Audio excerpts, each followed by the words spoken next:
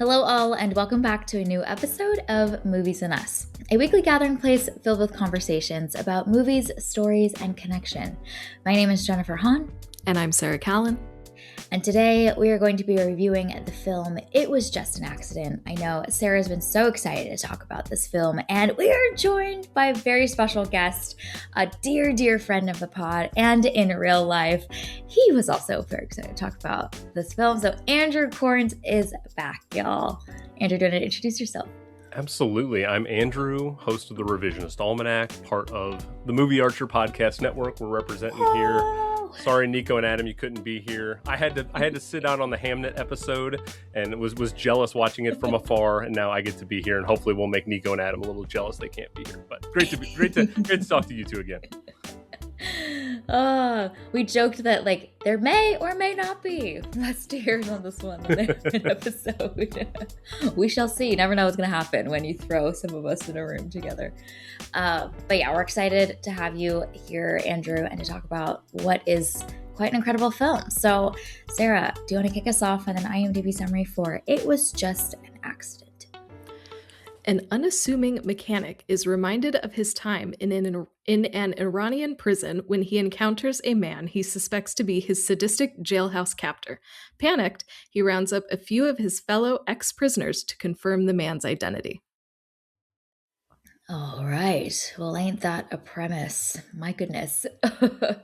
All right. Let's, in Movies Interest tradition, go around and share our one-sentence summaries for It Was Just an Accident. So, Andrew, what is yours? Okay, this is always, as any guest of your show knows, the most pressurized situation, the one-sentence summary. We've all been there. I was thinking on this all the way up until about an hour ago. I was like, I don't have a good one. And one just kind of popped in my head. So my one-sentence summary for this film: be careful, because sometimes your senses might accidentally betray you. Oh, wow. Good work. Good work. Now that's some great foreshadowing too. I was trying. I feel the visceral experience of that scene as you were reading that. Oh, so good. Sarah, what is your one sentence summary? Mine is: kindness is a revolutionary act. Oh, so good. So good. My one sentence summary is: not your grandmother's zombie movie of zombies living with the Walking Dead. Ooh, I almost went zombies too. I'm glad we didn't overlap there. Yes. Okay, great. Yes. We almost mind melded, but yeah. Love it, love it. We've got quite the spectrum here. Okay, so gosh, there's so much to talk about in this film. Let's start with high-level thoughts about how It Was Just an Accident landed with you both. And we won't spoil this movie in this section quite yet. So we'll leave it kind of high level before we give the spoiler alert. So, Andrew, I'm curious, one, kind of what your expectations were going into seeing It Was Just an Accident, and how this movie ultimately really landed with you. I know this was one that you were very excited to get to talk about together. Yeah, thank you for letting me be part of this episode. I was just chomping at the bit to talk about this movie with someone, anyone, and I'm glad it's the two of you. So this movie played at the Cannes Film Festival in the summer of 2025, where it, of course, won the Palme d'Or. And anytime a film wins the Palme d'Or, it immediately goes to the top of my watch list. I'm like, okay, this movie has something to say. It has resonated with a certain type of audience at the Cannes Film Festival. So I had already kind of bookmarked it from the summer.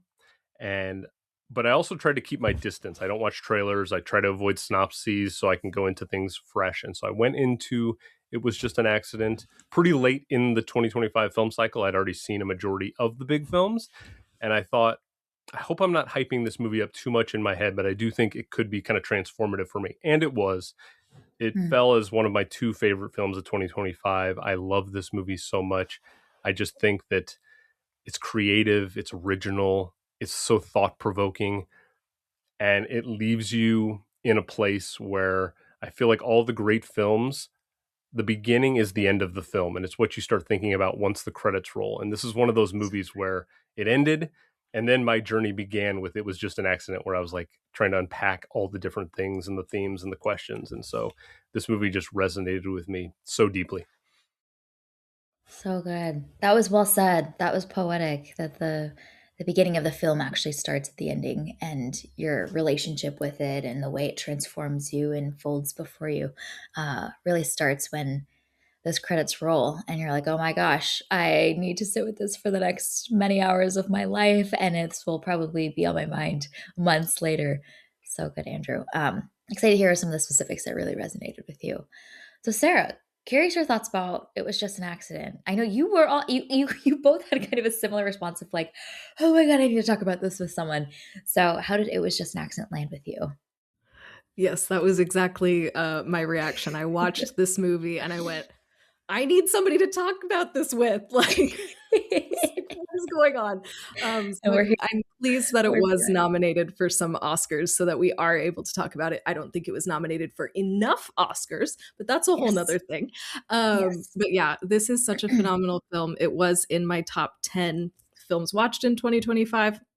Now upon rewatch, I'm like, man, I need to reorder my list to like move this higher Yeah. because it's just so good. I especially the second time around was really impressed by how the film is constantly like playing with your expectations, and then you form an assumption while you're watching a film, and this film is just constantly challenging you to like reassess that assumption or giving you new information to change what you thought you knew, and the way that it does it just so masterfully.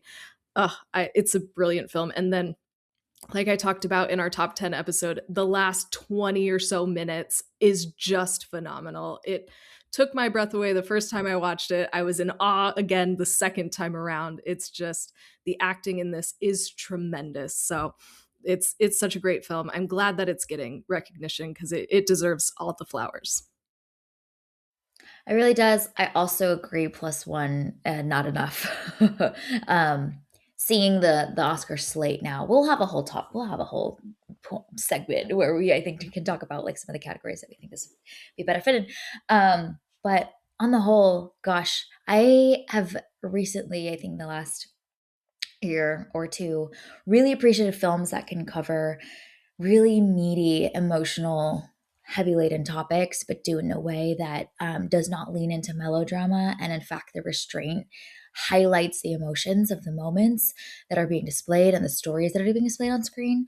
So there's a lot. I think that It Was Just an Accident actually has in common with Sorry Baby, which is a film that I absolutely adored, in the way that the cinematography, the choice of how the film is filmed actually adds to the emotions of the story. And It Was Just an Accident does that so well. And it knows exactly when to ebb and flow with different characters having their moment where they come to the end of themselves and have kind of that emotional reckoning and that expression. And I really appreciate when that happens for each of the characters and kind of the group dynamic and constructing all of the characters and myriad of perspectives around the different experiences that they've had, the ways they come together and then disagree with each other. There's a lot in here. There's a scene, especially in the middle section, where there's a lot of discussion. That was one of my personal favorites and I'm excited to talk about. But on the whole, I think It Was Just an Accident carefully and tenderly displays a very real dynamic in our world today and does it so gracefully while also allowing the emotions to have plenty of room to breathe. And then in general, I would say, like, I've been thinking a lot about with this film, the way that art has the ability to truly transform and change the world. I think there's a lot of films that are created to entertain, to move us, but this one is deeper than that. Hearing kind of a little bit more of the backstory of the director and him looking to humanize these political situations that are just shown on the news to the world in this way with this film. So, at a hyper like kind of 10,000 foot view, I think this film is also really meaningful in that way as well.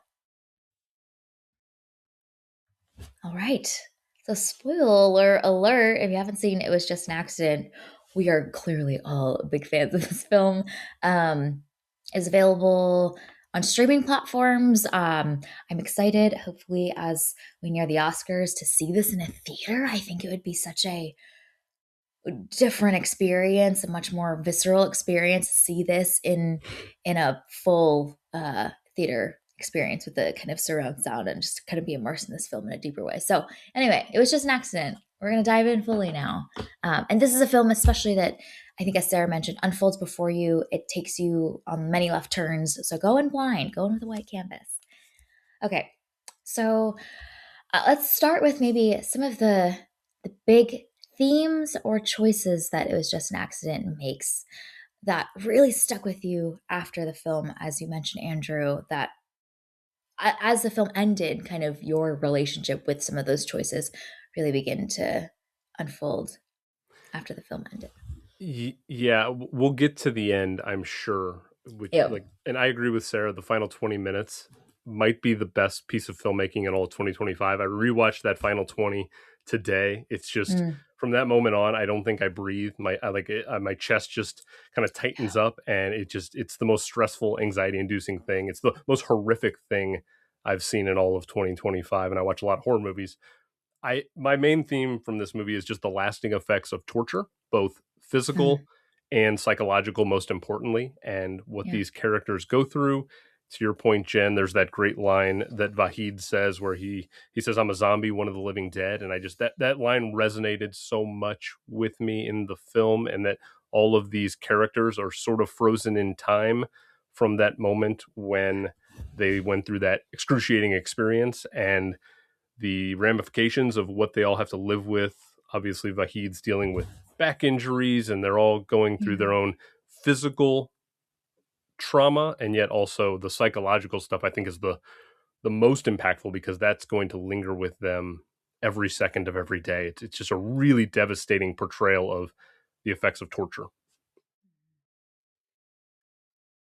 And I love how, you know, we learn their stories slowly over the course of the film, Yeah. and we don't learn them all at once either.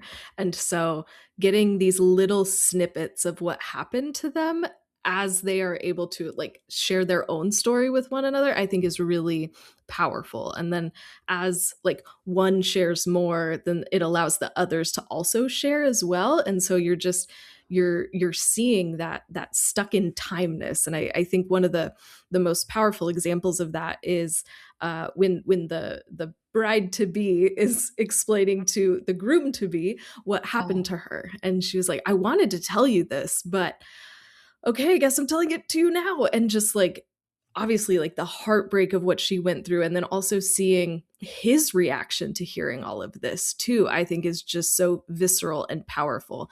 And those little moments are kind of scattered all throughout the film. yeah. That was one of the moments that I think the cinematography really shines because we don't ever see her face as she's explaining that. There's no close up from POV of the husband with her leaning into the camera. It's actually a much wider shot and it stays there.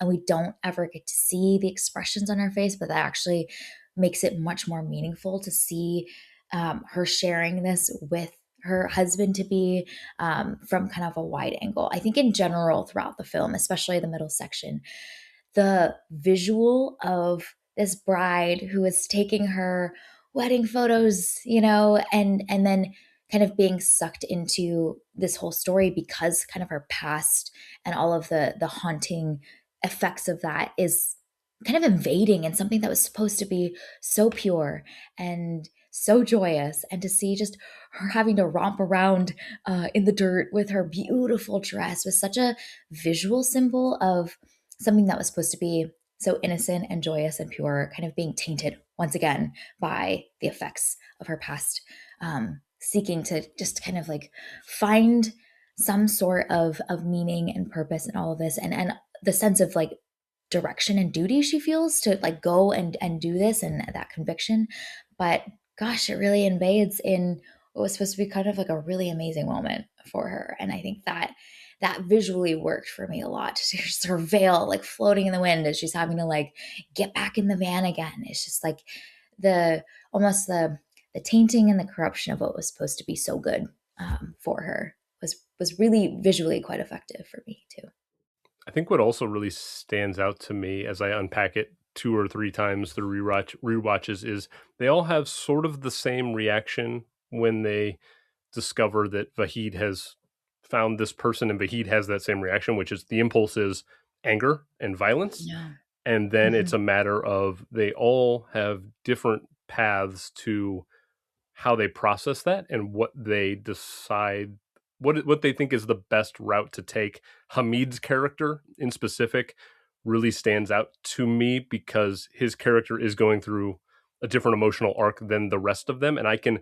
understand his plight, which, again, we're in spoiler territory. He's the character that's probably the most decisive in terms of wanting to exact revenge in the most violent Mhm. way, and he can't be contained. I mean, he's literally having to be restrained from harming this man.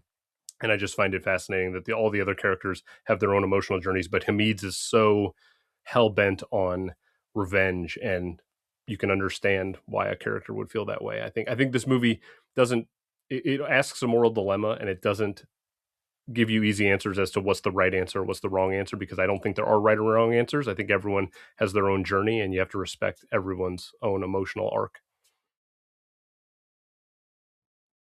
Yeah, I think that's what's so powerful about the Hamid kind of section is the film isn't painting him as wrong or even like a villain himself. Like no, he is also hurting and this is a very human reaction to the evil that was done to him.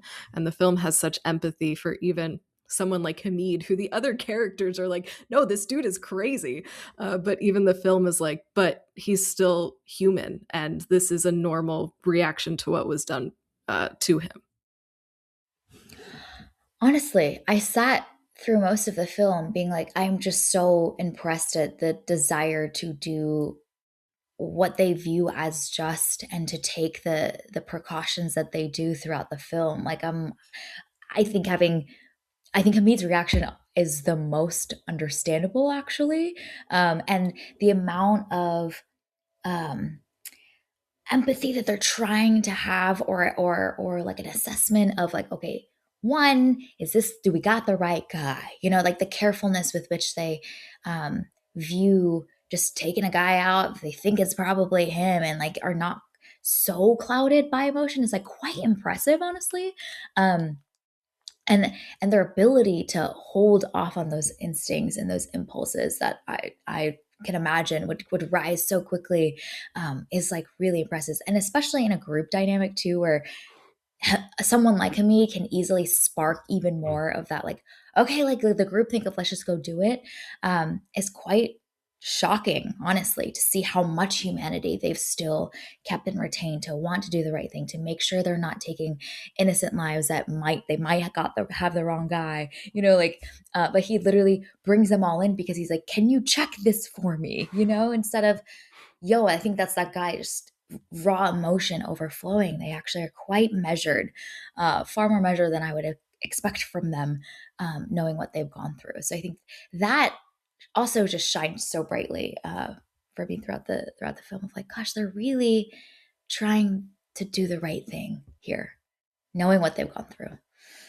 Yeah, and I touched upon it in the one sentence summary, but I think the Mm. idea that they all have different sensory experiences to try to Oh unpack yeah. if the person is the right person. Some of them it's more audible, some of them it's smell, some of them it's Mm. touch. Like they have all experienced this torturous person in different ways, and they need all of them together to Yeah. investigate and unpack all the different clues. And even still, you're never quite sure if they're on the right track, or if their senses are, betraying them, and if what they're seeing or hearing or smelling is actually the right thing. And so I found that really fascinating, that they're all interpreting this man through different sensory experiences. Mhm. And Hamid is the one who's the most certain too. Yes. Yeah. Everybody else is kind of like, well, I don't know, but this person might know. And Hamid is like, no, this is the dude. We need to act. So then that makes his like desire and like certainty of, revenge as the solution make more sense too, Hmm. because he's the most certain of everybody. And everybody else doesn't trust him to be like a reliable eyewitness, Yeah. I guess. So they're still hesitant. So I think that's also an interesting tension there within the group too. I loved that scene in the section in that middle section where he's kind of seeing red, and that I think they're in the desert, or they're out from the city, and the camera's panning back and forth between Hamid going to like this group to voice why we need to do the thing, and then the camera will pan over, and it's almost shot like a play in that sequence when he's popping off, because the camera's just moving to follow wherever he's going, and there's so much dialogue and so much conversation around, like you mentioned, Andrew, the moral and ethical implications of, is it just to murder this person that did not murder us but tortured us, and he has that back and forth with Shiva as well. And I think that that was one of the most interesting sequences to me, because they're really trying to unpack, and for us as the viewers, we're invited into contemplating too, like, what is the right thing to do, and what is the thing to do that is going to be emotionally satisfying for them, which the answer is nothing, but like for that moment they're trying to like work through that. And I appreciated how much time we spend hearing them just kind of like unfold the pieces and lay all the pieces out together to try and figure out the moral and ethical implications of what they're trying to do. And once again, they're trying to do the right thing, which is just really impressive to me. Yeah, and I think it plays out so interestingly in terms of Jafar Panahi's filmmaking technique, because he had Oh. to shoot this film very guerrilla style because of the nature of filmmaking in his home country, Iran. And because of that, he sort of has to film these longer takes. And in a lot of situations, the camera's very static and it's just sitting there, and you're getting these wide shots of all of these characters interacting. And I think because there's not a lot of cutting, the movie allows you to sit with all of these characters in those conversations and really unpack in real time these very interesting ethical moral dilemmas. So in an interesting way, Wow. the filmmaking restrictions put on Panahi actually benefit the film as a whole, and I just find that to be a really fascinating dilemma, that he had to go about this very provocative way of filmmaking, and it actually benefits the narrative in a dramatic way. Mm-hmm. Mm-hmm. Yeah, and you feel like you're there, you know. I loved all of the way that it was shot in the car, because you feel as though you are a passenger in this van with them. You know, you are seated smack dab in the middle of them as they're having these conversations, as they're driving through the streets of Iran.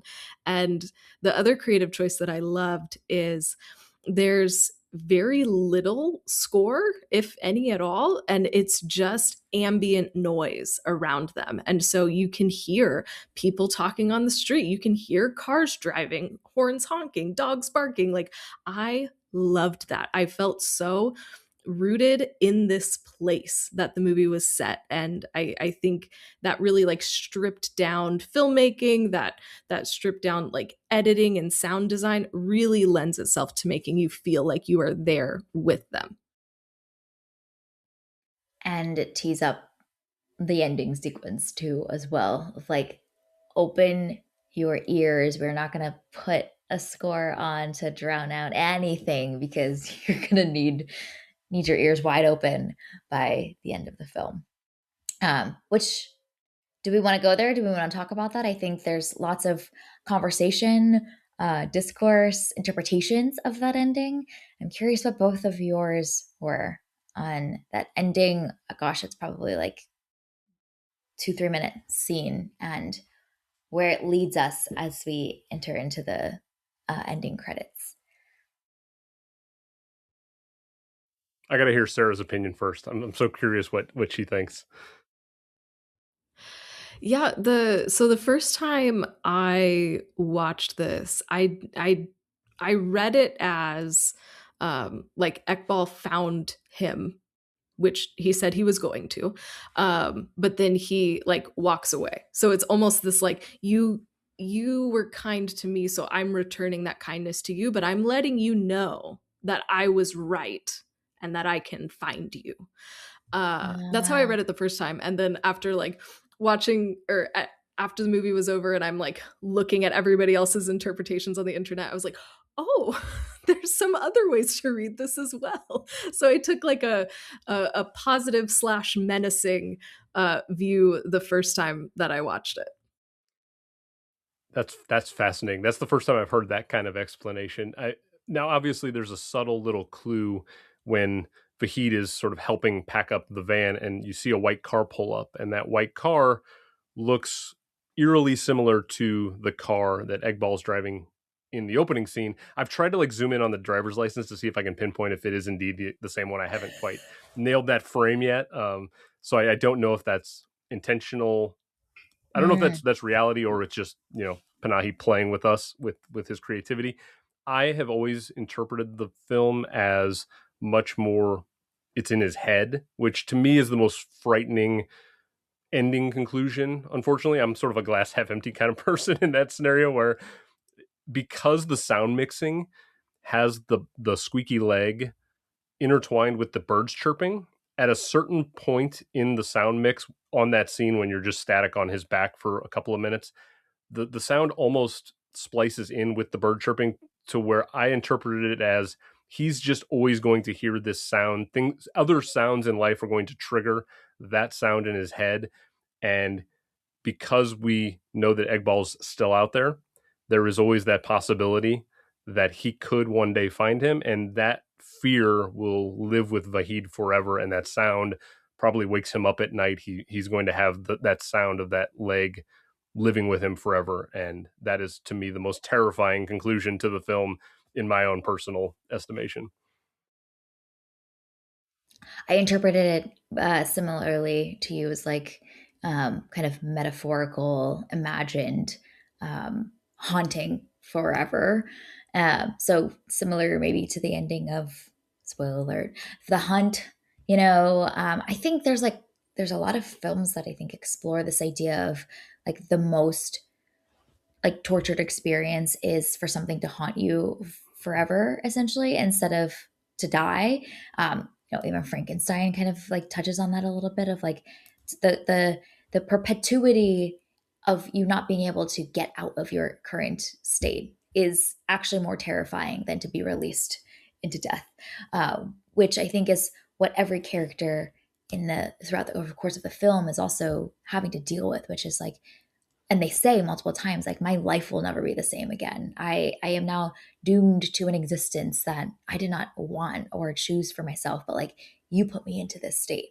And I think, yeah, the because it also bleeds into the ending credits too. It's kind of the invitation for us as the audience to consider a life where that will also always haunt you.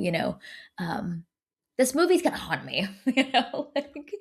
And I think that that's significant to showcase what irreparable damage looks like you were saying, Andrew. Um, that even when he tries to resume life back with his family again, he's forever changed because of what he experienced and what he had to endure. Um, yeah. So more of a metaphorical interpretation. This reminds me a little bit of our conversation when we were talking about First Reform too. Very Yes, hazy endings. I think hazy endings is our thing this together, is my guys. sweet spot, ladies. Right?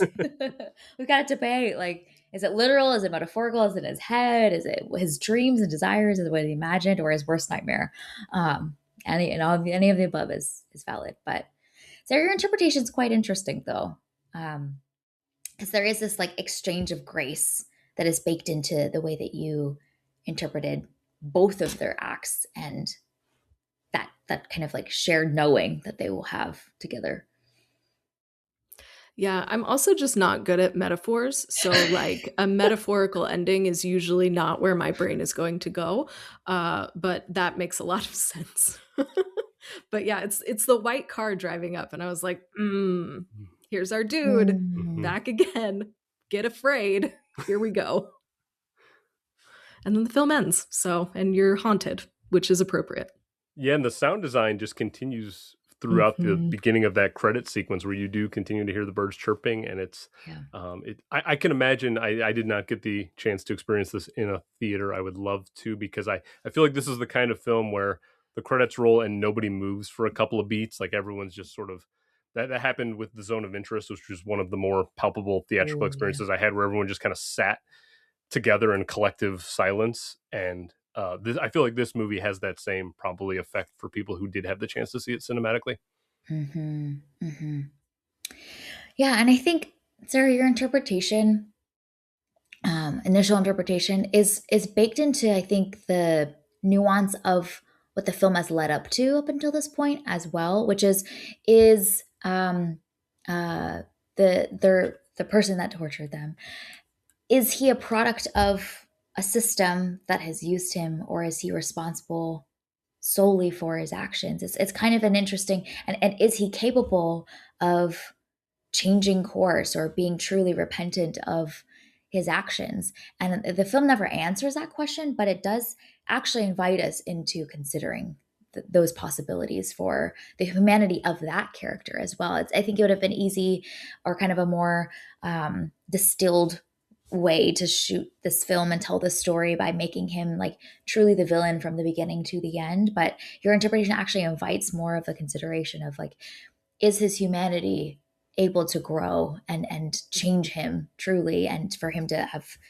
seen and understood the act of grace that he received by not being killed off by these other characters, in that electric 20-minute sequence. It reminds me of one of the things that Shiva says in the Desert Hamid conversation is, she actually says, is he just a human agent, or is he kind of a product of the system? Is a system to blame, or is he to blame? And I think that's such an interesting way to think about this story, because at a micro level, it's humans being upset with other humans, and exacting harsh things, and seeking vengeance for them. But she zooms it out to like, the system is also responsible for putting humans into a context in which they have to do terrible things, and a lot of that 20-minute sequence of him sharing a little bit more of like his reasoning for it, whether we believe him or not, I think is invites an interesting, more multidimensional way of interpreting the dynamics between these characters than just these were the victims and this was the villain. First off, shout out to Ebrahim Azizi for playing Eggball. He's effectively only in like 3 scenes in the film: the opening, then the scene where Vahid's attempting to bury him alive and he's trying to talk his way out, and then that final tree scene. And in those 3 scenes, I think he gives one of the best acting performances of the year, because I also love that Panahi makes the creative choice of shifting POV so early in the film, where you start off and you think Eggball's the central character because you're in the car with him and his wife and his child in the back, and then it quickly flips around. And I also find that opening scene so fascinating because he drives over multiple things, doesn't seem that remorseful for having hit creatures in the road, then gets very annoyed when his child wakes up in the back and starts demanding music, which I find very funny, first off. Uh, but yeah, I find Eggball's character very interesting. And there's also a line his wife says in that opening scene. She says, when they're talking about one of the creatures they hit in the road, she said, "God put it on our path for a reason."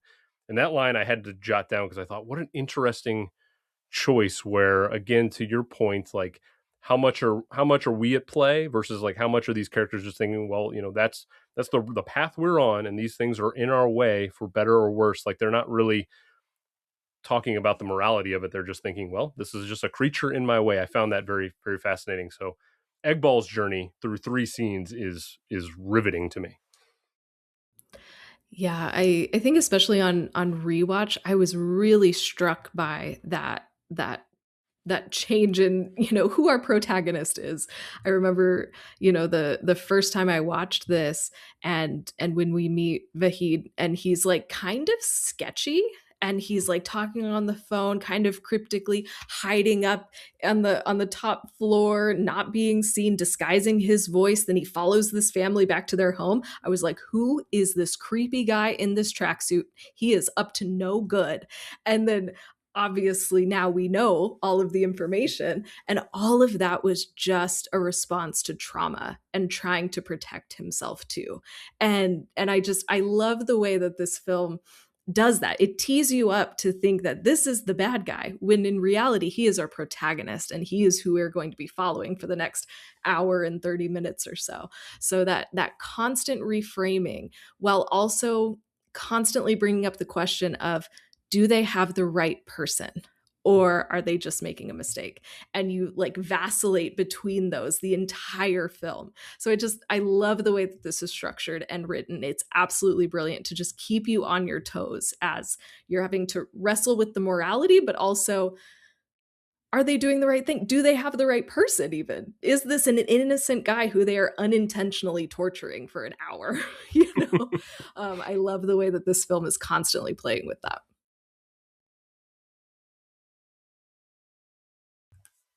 And the fact that they are considering so much of that and taking those precautions is such a contrast to the way that we see Ekbal just, well, there's a creature in my way and let me carry on, and no consideration of the cost of life, essentially.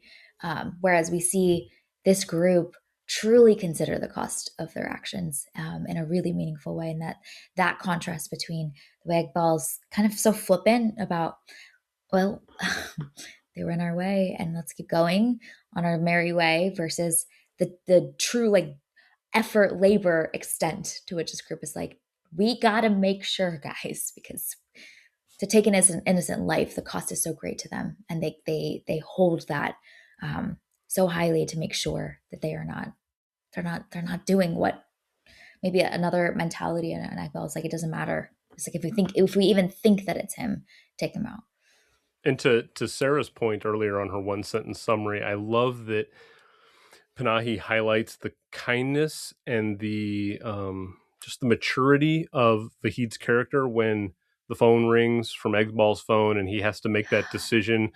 Who, the wife has fainted and she's pregnant, and he ultimately makes the decision to help that woman get to the hospital and have a baby. And then there's Yeah. a couple of scenes with him and Eggbal's young child in the hospital in like a waiting room, and he brings food for the kid. And I found Vahid's humanity in the face of circumstances to be such a breath of fresh air in this culture we live in today. And it was a reminder that Panahi, I think, wants to highlight kindness defeats hatred. We just had a wonderful Super Bowl halftime show that just showed that love defeats hate, and I think that's a really powerful message that Panahi gets right in this film. And I think it's even more powerful to see how, these people who are tortured have retained as much of their humanity as they can when they were dehumanized and seen as less than and just tortured and mistreated for so long, and for them to not take on the mindset of their torturers, but to continue on and be as human as they can and retain that, I think is just absolutely incredible. I think those little moments of kindness that he does throughout the film are just, I think it is revolutionary. Like that's why it was my one sentence summary. I think it's so powerful to see that depicted on the screen in this way. Because if anybody has a reason to be like, nope, what they did to me, I'm going to treat everybody like crap for the rest of my life, like you would understand that. But especially Vahid is unwilling to stoop to their level, and I think that that's really powerful. I think what's so interesting about that sequence with the daughter and the mother and the phone call is that they don't know actually if it's a trap. I love how much they have that discussion of like, okay, also morally, ethically, like, is this a trap? Are we putting ourselves in danger? And his first instinct to say, doesn't matter. Like, if even if it's at risk to me, if this is true, I gotta go help. And then I love seeing how Shiva was also not too sure. She's like, I don't know, like, you shouldn't really go. And the minute Vahid gets out of the car, she's like, okay, I'm coming with you. And I think the way that kindness and that grace and that generosity is contagious too. Like it brings others along into that and changes their perspective too, to see his conviction of like, okay, we could be wrong, but like it doesn't matter. We gotta go help if it's right. And then they pull up to like a terrifying looking house in like the middle of nowhere at night and ring the doorbell. And I'm like, well, this feels like the scene from Parasite where it's just like, you don't know what's gonna come. I really had no idea if like this really could have been a trap, and the regime and the people in power are trying to get their guy back and trapping them by preying on the kindness of them. Could have been. And And then the next shot is obviously like we see the daughter in the van and whatnot. But um, the very real threat and possibility of the trap makes his kindness, I think, shine brighter too. Yeah. Also, I just want to really quickly shout out. You had mentioned Shiva and the actress who plays her, Miriam Afshari. She's electric in the film, start to finish. However, the specifically the tree scene, where the first half of that scene is Egbal and Vahid having a conversation, and Shiva's like, you almost forget that she's kind of like a viewer in that static shot, and then when she enters the frame and begins berating Egbal and forcing him to apologize for what he's done, and then there's that one particular moment where Egbal breaks down and Shiva breaks down next to him on the tree, and they're both crying, and it's this weirdly cathartic experience. It's hard to explain. There's so much emotional explosion happening in that moment, and I just found what Afshari does in that particular scene is electric. The acting in this film is top tier. It is shocking that the actors have not gotten more recognition for what they've all done. Yeah, I that last scene at the tree is just phenomenal. And like to your point earlier, Andrew, the limitations on filming this make it even more powerful because it is just a still shot and people are walking around in the frame, and the red from the Mm. tail lights just, yes, there's no other way to shoot this. It makes it so much more both menacing and powerful to watch them lit in this red hue as they are going through all of these emotions, and just there's nowhere to hide in that scene because you don't have any cool editing or cinematography or anything. It is purely the actors just doing what they do best, and it is absolutely phenomenal. Like, I think some of, if not the best acting that I saw in 2025. So I totally agree, Andrew. I want these people to get more recognition because what they do in this film is phenomenal. Yeah, Oh, just man. what Shiva does in that one scene, like she comes into the frame and you're expecting her to. She even says, "I'm the angel of death." Like she's about to unleash all of the buildup, and then she manages to get all of that emotion out without bringing it to full violence. She slaps him a few times, but it's an amazing cathartic moment for her Mm. character to kind of get past all of that stuff. It feels like Shiva, more than Vahid, maybe moves on in the world. I feel like that's the moment for her where she has sort of escaped this idea of torture existing for her whole life. I almost feel like that's the point where she's managed to get past it in this really wonderful way. But my gosh, that is just an emotionally palpable moment for her. Just unbelievable. And what's really great about the way that this is her arc is paced is that for so much of the film, she is the one that is probably the most level-headed about in Mm. the entire group.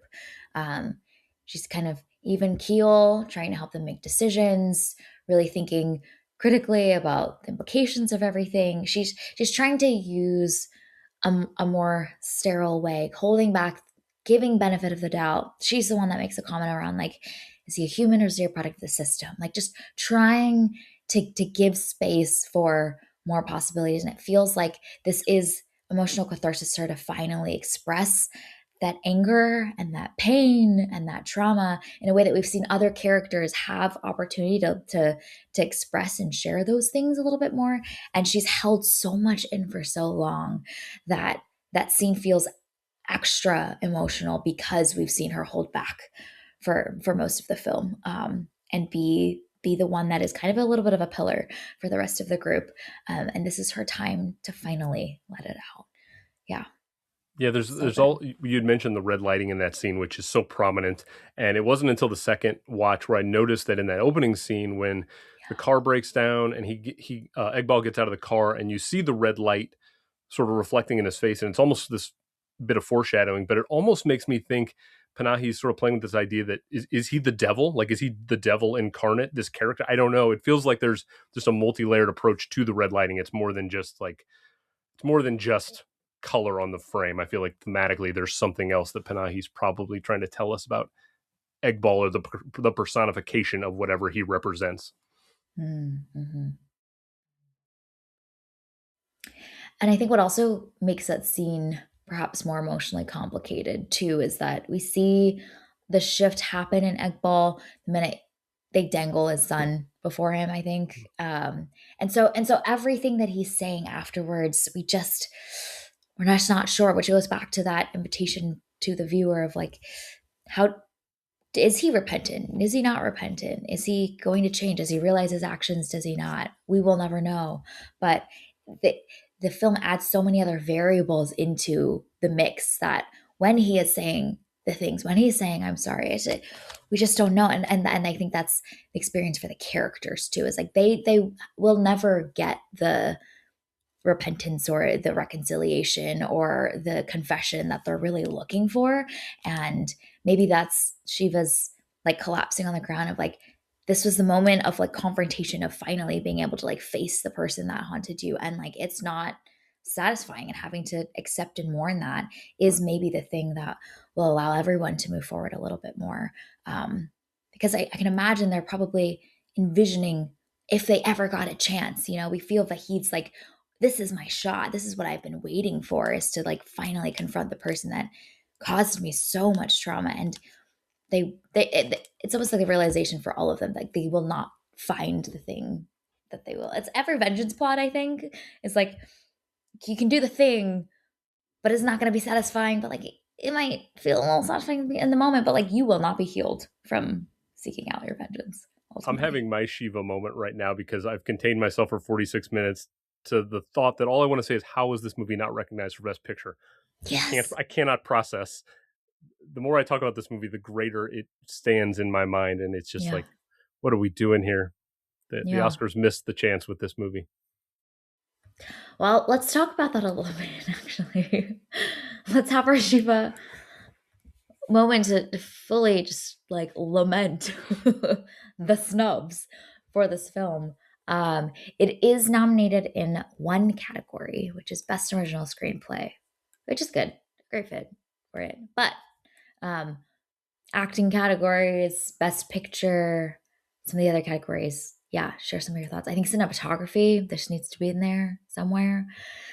Yeah, But this is just like unfortunately, international films are always a victim of the acting categories never getting recognized. Parasite yeah, winning Best Picture and Best Director and taking all of these things, and yet none of the actors even getting a mention in an Oscar nomination is flabbergasting to me. And just this large thing that still looms over the Academy. I think multiple actors probably deserve a nomination, but director and Best yeah, Picture are the two big ones. Now, I really do enjoy the Best Director lineup. If I had to pull one out, I would probably personally pull Chloe Zhao. As much as I am a fan of Chloe Zhao, I don't think mm, Hamnet directorially is as strong as this. And I also really like Joachim Trier, but I don't know if Sentimental Value is as directorially as interesting as this movie. And so I would say either of those probably could sit out for Panahi. And when we look at Best Picture, there's the elephant in the room here. It's the film F1. I understand why F1 is in the Best Picture nomination because of all the technical categories get to vote on this thing. But if anyone watches the film F1 and tells me that it is a better film than it was just an accident, I feel like we need to have a real conversation because, intervention time. yeah, one is a perfectly fine piece of popcorn cinema and one is a transformative piece of art. And I just think Yeah. it was just an accident, should be very much in that position. Hmm. Yes, agree. Mhm. Plus one. I haven't Yep, seen F1 yet, but 100%. I will probably still stand by that. Well, it's interesting because uh The Secret Agent feels like one of the international films that has like gotten into Best Picture. It's gotten into the Best Actor category. I think Best Casting as well. So it's a thing that is similar in nature. Perhaps it was just an accident that is getting that recognition. I wonder if a lot of like the political dynamics around this film is making it like more of a leap or a harder or a stance that the Academy is just maybe not too ready yet to be able to like really rally behind. Whereas I'm still here very much was celebrated, and maybe has paved the way for something like The Secret Agents to be palatable. And we know the Academy loves palatable and does not love big, bold choices that really have something to say, that might be controversial, that might invite different takes and whatnot. So I don't know. It seems like there might be something there with like the palatability of something like The Secret Agent versus It Was Just an Accident, and what they're trying to do, what they represent, given the political landscape as well. Yeah, So yeah, and I mean, obviously, the Oscars is so campaign heavy. Like that's such an important thing, and yeah. it's very factual that the Brazilian body knows how to campaign a film. The Brazilians are very good at that. I think the fact that this Yeah. movie is in such contrast to the actual country of Iran put it in a position where it's just not going to be a movie that there's going to be like this huge groundswell of a country all getting behind, Yeah. uniting for this film. And so I do think it's a victim of sort of flying in the face of the current regime in Iran, unfortunately. But yeah. Mhm. I also wonder about, Oscar voters not watching all of the Hmm. movies. Like, I just we are doing our homework, but I'm not sure that everybody that's Yeah. voting is doing their homework. Because I don't know, it's such a glaring snub. I just there's no way to, like, excuse that to me. Like, if you've watched this film, you know that it should be in the Best Picture category. So who hasn't watched this film? We need y'all to get on it. You have one job to do. Watch the dang film. Well, we Tell we them. used to live in this world where the Palme d'Or winner rarely made its way into the Oscar race in the 70s, 80s, 90s even.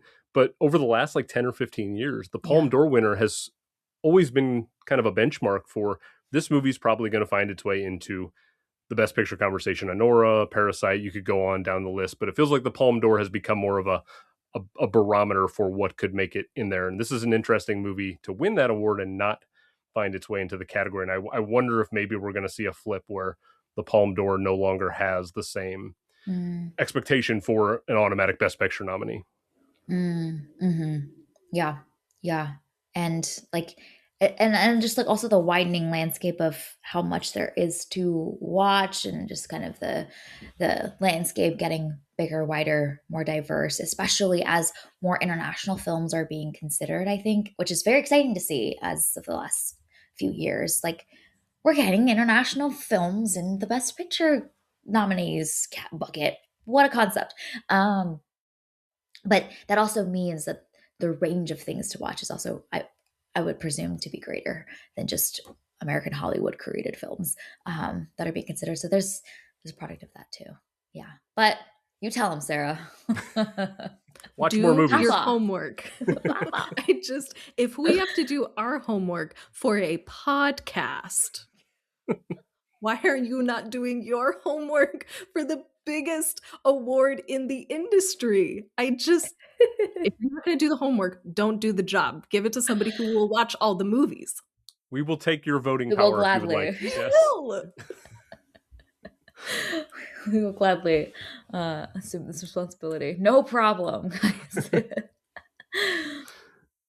Okay, any other last thoughts about It Was Just an Accident? Shout outs, little tiny moments, decisions that you wanted to mention about this film? I the only other thing I have to say is I was surprised this movie was funnier than I'd anticipated, and it's fleeting, it's few and far between. But Yeah. again, the moment as a parent where you got a kid sleeping in the back, when the child wakes up, I just had a good laugh because we've all been there, and you're like, oh my gosh, here we go, we're going to be annoyed with the child in the backseat for a while, and the security guards who Yeah. were inside the van. Hamid's having his explosion of emotion, and then we cut to two security guards who have watched the altercation in the van. And I just thought that was kind of a funny moment. And then when they're pushing the van after it's run out of gas, and we get this kind of wide shot of them pushing on the street, there were just a couple little moments of humor sprinkled out that I appreciated.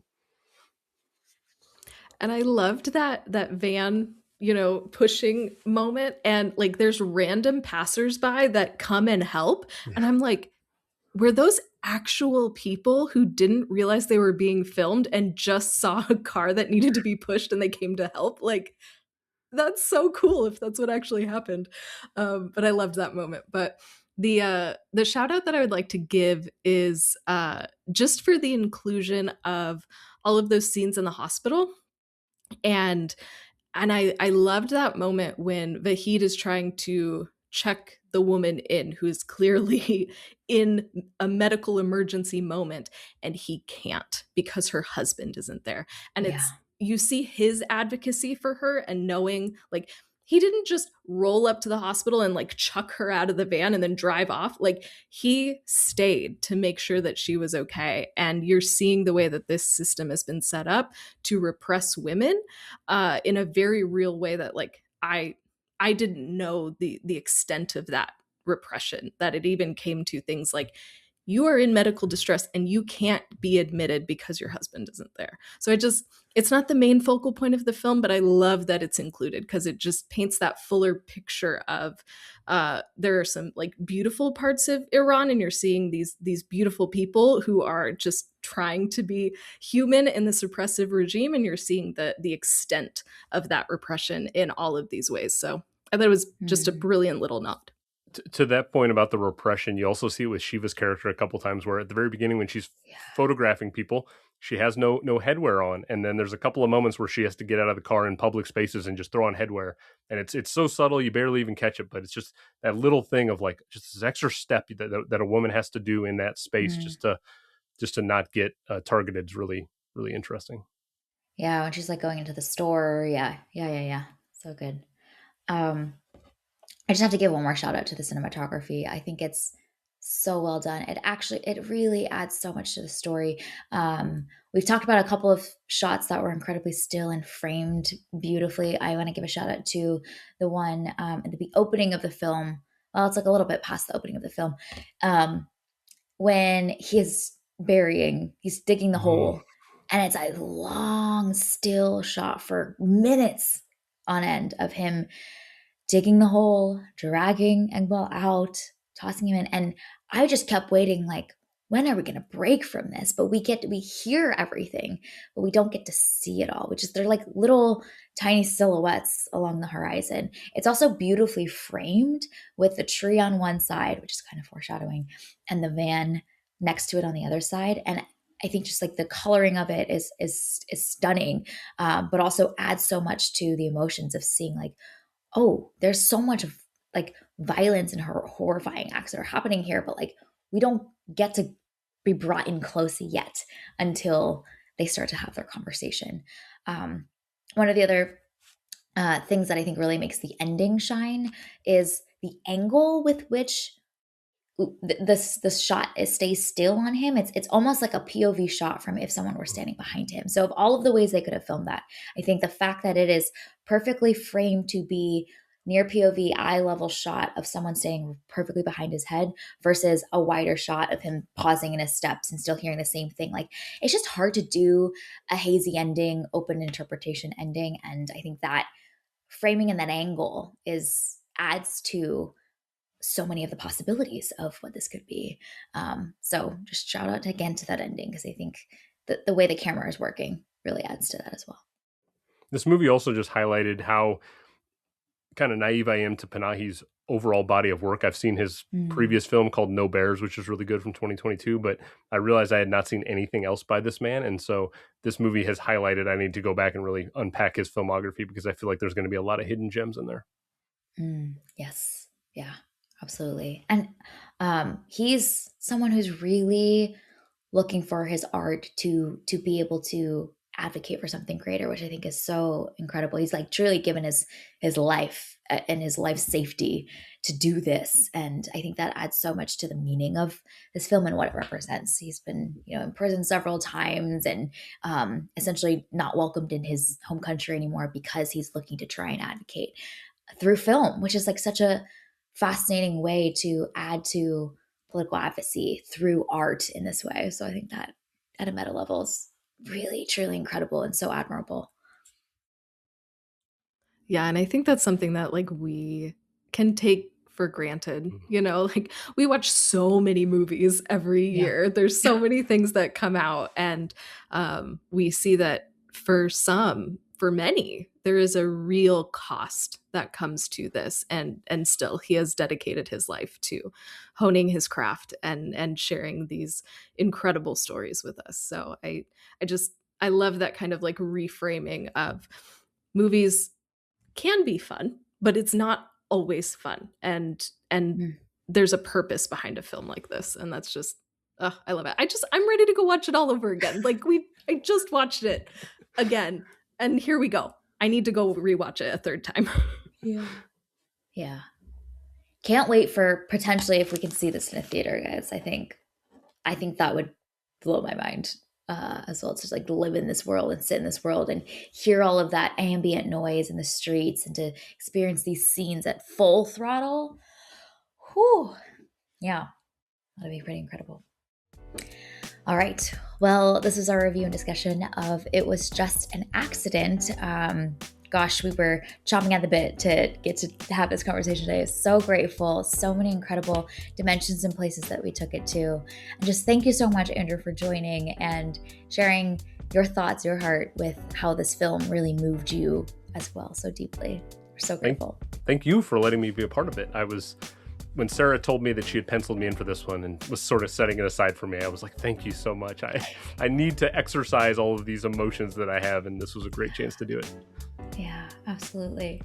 Andrew, where can people find more of you, Revisionist Almanac, or Movie Archer stuff on the interwebs? Yeah, so moviearcher.com, where you can find all of our wonderful shows in video format for the world. I am at the Revisionist Almanac on all the podcast spots on YouTube. Rev Almanac is the socials handle. Got a ton of stuff going on in February. I've got 3 different Oscar nominee interviews this week scheduled that'll get spaced out over the next couple of weeks. I'm really excited for that. Just did an interview with a gentleman, Michael Strassner, from the film The Baltimoreans. If you haven't seen that movie, I recommend. It's one of my hidden gems of 2025. I've got a Wuthering Heights film couple special with my little Rev Almanac team, Amanda and Heather. The 3 of us will talk about Emerald Fennell's new film. We'll talk about some of our favorite on-screen romantic relationships. And then I've got a new Almanac episode that comes out the first Friday of every month. The next one's going to be on The Shape of Water year 2017. And I've got Clarissa Beckstead from I've Seen That One, and another good friend, Saleha Blanca-Flor, and the 3 of us unpacked that year, which is a really big one. And stay tuned for the 3 of us, along with our 2 wonderful Movie Archer teammate friends, Adam Freed and Nico Caruso. We're going to get together in a couple of weeks now, and we're going to release an Oscars special amongst the 5 of us. We'll talk about all the nominees and some of the big categories and what we think should be winning, not necessarily what we think will win in every situation. All right, so we will include a link to all of those things where we can follow more of Andrew in the show notes. Just have to say, Andrew is one of the kindest, most generous, big-hearted human beings we've ever met. We rave about you all the time behind your back, so that's for you to know. Go follow him. In the meantime, we'll be back here on the feed soon with more content. We're doing our Oscar prep. We're doing our homework. So we'll see you back here very soon. Thank you for listening to today's episode of Movies and Us. We are part of the Movie Archer podcast network, so check out moviearcher.com to learn more. Our name sums it up. We're all about movies and the powerful ways we can connect with each other and the world around us. This podcast is about all of us and our shared stories. You can subscribe to this podcast on Spotify, Apple Podcasts, or wherever you tune into your favorite shows. Drop us a rating review letting us know your thoughts about today's episode. Connect with us on Instagram, Threads, and Blue Sky at Movies and Us Pod, or email us at moviesanduspod@gmail.com. Check out our website, andusmedia.co, for the latest on Movies and Us and our other podcast, TV and Us. We hope you have an amazing week, and we can't wait to see y'all very soon.